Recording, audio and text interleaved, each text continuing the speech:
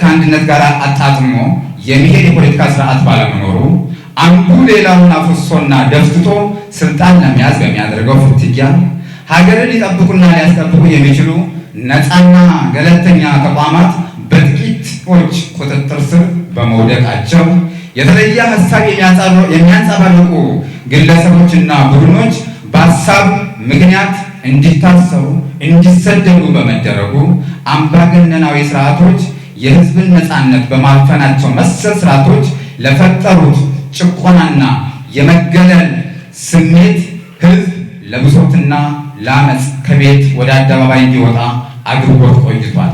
እነዚህ ችግሮች ከለውጡ በኋላ ለተፈጠረው አለመረጋጋትና የሁሉና ስጋት ምክንያት ሆኖ ቆይቷል። ብልጽግና ከመጣ በኋላ ሞት በረከተ፣ ኑሮ ተወደደ፣ ሰላም ጠፋ ሊባል ይቻላል። ብልጽግና ወረትንም ተቀብሏል፣ ዕዳም ተቀብሏል። እነዚህ ያደሩ ዕዳዎች ዛሬ ብልጽግና እየፈታቸው እየከፈላቸው ያሉ ጉዳዮች ስለሆኑ መውሰድ የሚያስፈልግ ጉዳይ ነው ማለት ነው። ግጭትና ጦርነት የሚቀርበትን ስርዓት ለመገንባት ይሻሉ። እንግዲያውስ ብልጽግና ይምረጡ። በዞናችን በአካባቢያችን በሰላም አድሮ ወጥቶ መልሶ መግባት፣ በነፃነት ተንቀሳቅሶ የዕለት ጉርስን የዓመት ልብስን ማሟላት እጅግ በጣም ጥያቄ ምልክት ውስጥ የገባበት ጊዜ ላይ ነበር።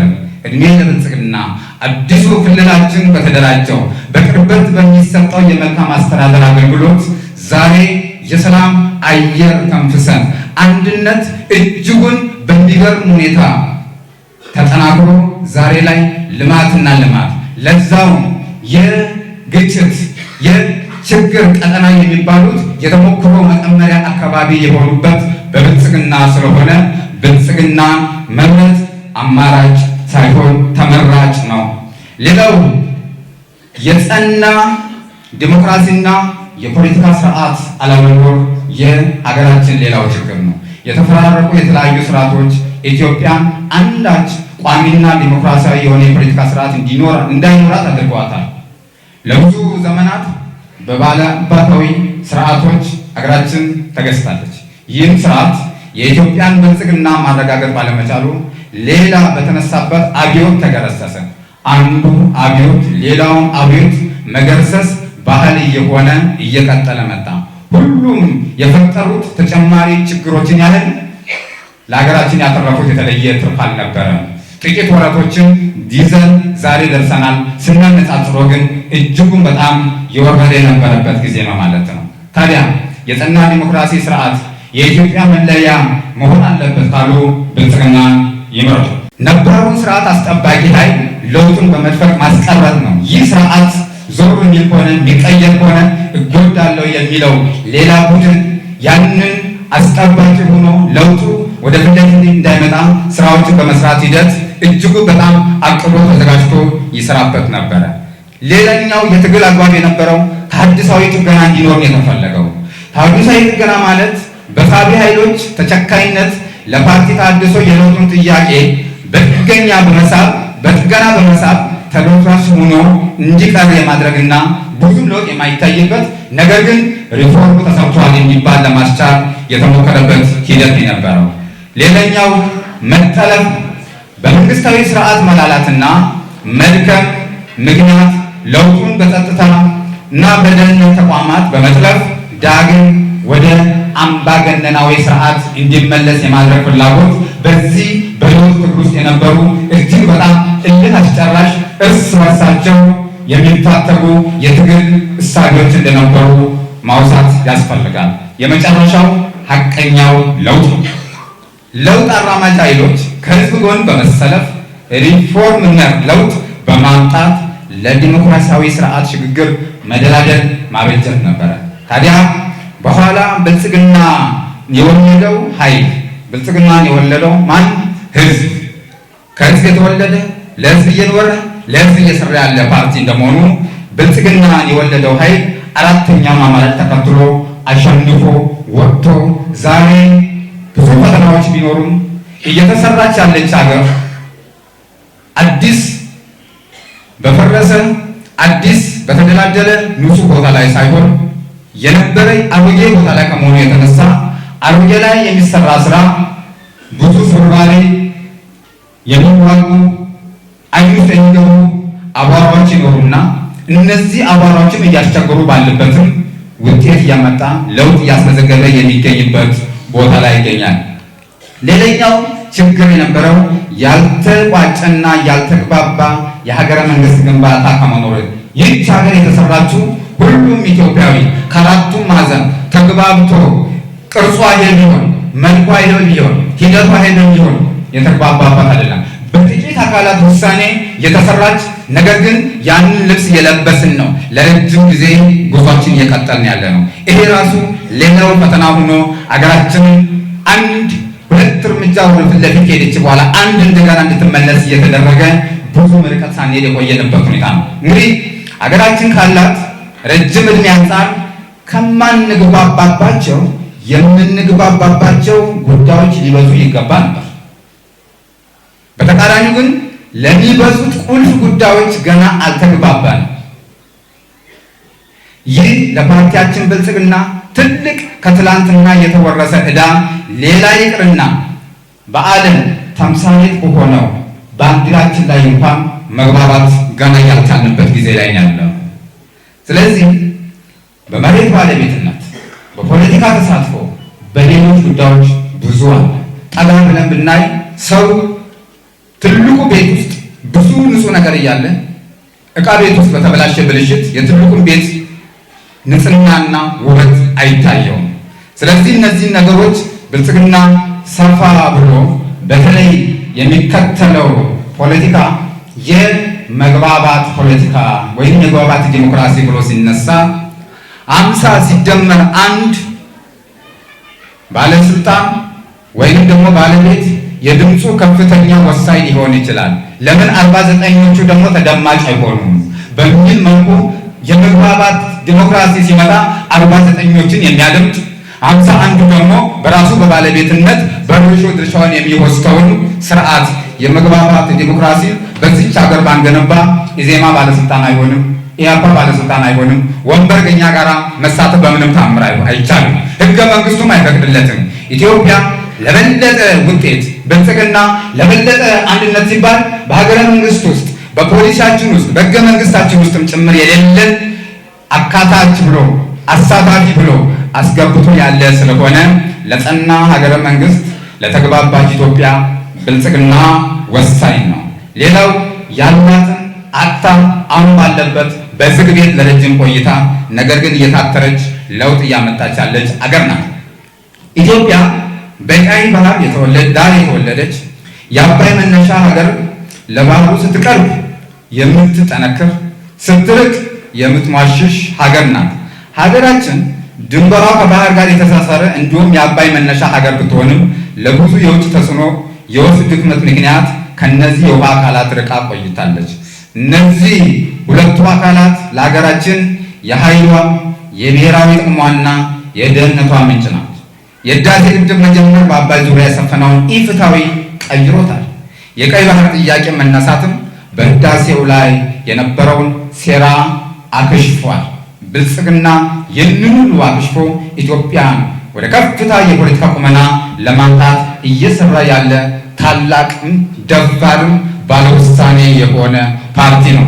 ስለዚህ ድፍረት ያለው ውሳኔ ያለው አንገት የማይደፋ አንዱን አጀንዳ በሌላው አጀንዳ አጣፍቶ ውጤት የሚያመጣ ፓርቲ ብልጽግና ነው። ይህንን እሳቤ የሚወዱት ሆነ ብልጽግናን መምረጥ ያስፈልጋል።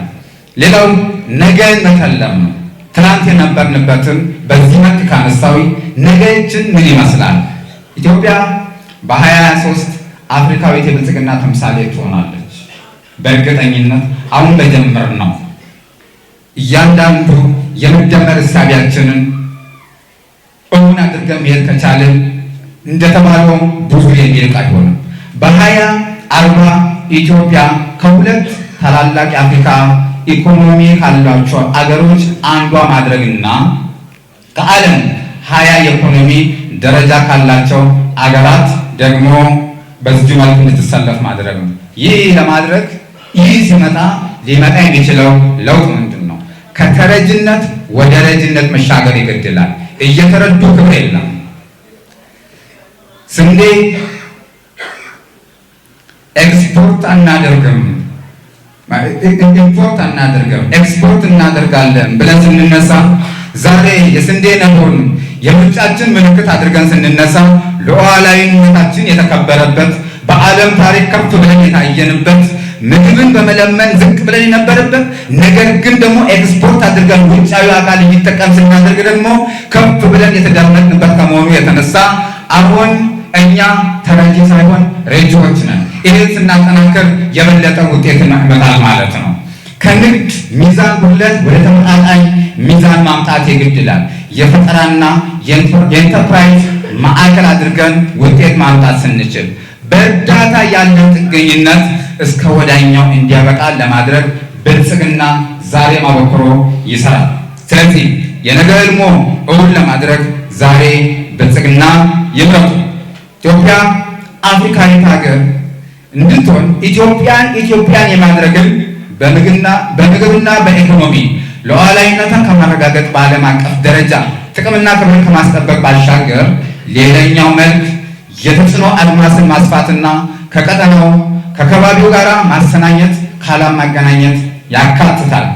የኢትዮጵያ መበልጸግ በዓለም አቀፍ መድረክ ተደማጭና ተከባሪ በመሆን ሰብአዊ መብቶች መከበር፣ ለፍትህ መስፈን፣ ለሰው ልጆች ሁሉ ሰላምና ብልጽግና መስፈን አስተዋጽኦ ያደርጋል። የኢፍትሐዊነት መበራከት ፍትሐዊት ኢትዮጵያን ያጨልማል።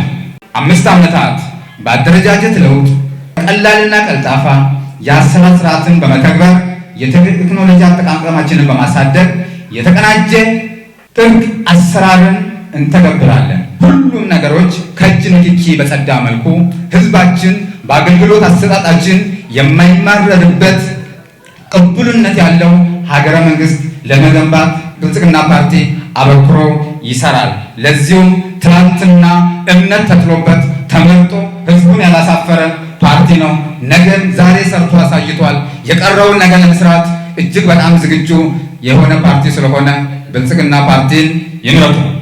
ባለሚዛናዊት ኢትዮጵያ ሀገራችን ከሁሉና ስጋት ተላቃ ዘላቂና አስተማማኝ ልትሆን የምትችለው ህብረ ብሔራዊነትና አንድነትን፣ ሀገራዊና ገለልተኛ ተቋማት መብትና ግዴታን፣ ዴሞክራሲያዊነትና ብሔራዊ ጥቅምን የሚያጣጥም ባለሚዛን ስርዓት ስትገነባ ብቻ ነው።